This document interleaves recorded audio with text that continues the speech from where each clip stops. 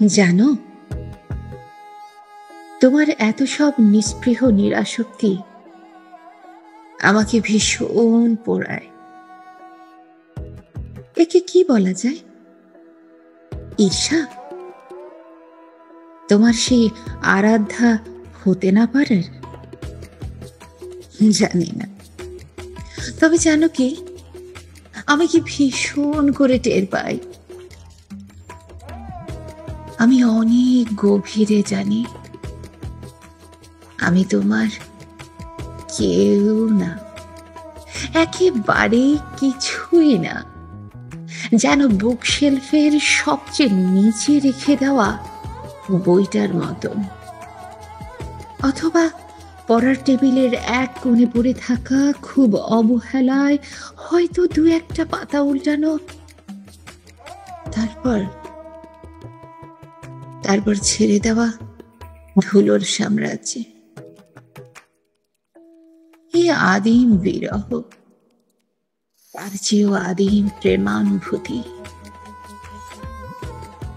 এই অপরাজিতা সমব্যথা আমার মতো কত কোটি প্রেমীর, তাই না? তোমরা যারা সব পেয়ে যাও, তাদের স্পর্শের বাইরের অনুরণন এসব।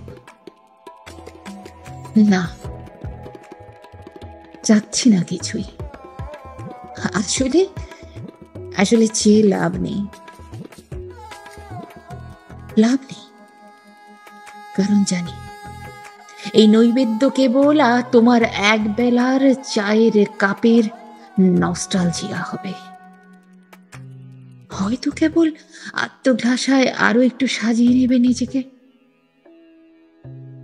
হয়তো নাগাসাকি হবে কেবল আরেকটা অন্তরের বন্দর।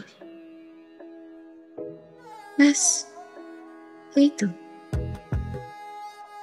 অথচ কত রাতের পর রাত, কত দীর্ঘ দুপুর, কত কত বিষণ্ণ আলো নেভা সন্ধ্যায় তোমার কামনায়, তোমার অভিলাষে, তোমার প্রার্থনায় একটুখানি থাকবে বলে খুন হয়ে যায় এক সুললিত প্রেমময় কিশোরীর হৃদয় কত কতবার।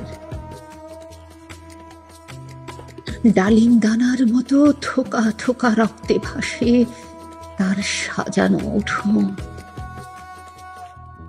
এক আদিম তৃষ্ণার্ত শীতকার ভয়ঙ্কর নিস্তব্ধতায় ঘিরে ধরে মানুষের ঝোঁক।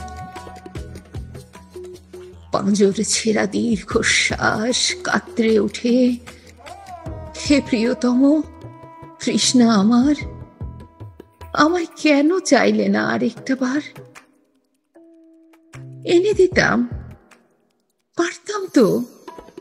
বিশ্বাস করো, দূরতম হাওয়ায় দ্বীপের সবচেয়ে সুন্দর রডোডেনড্রন।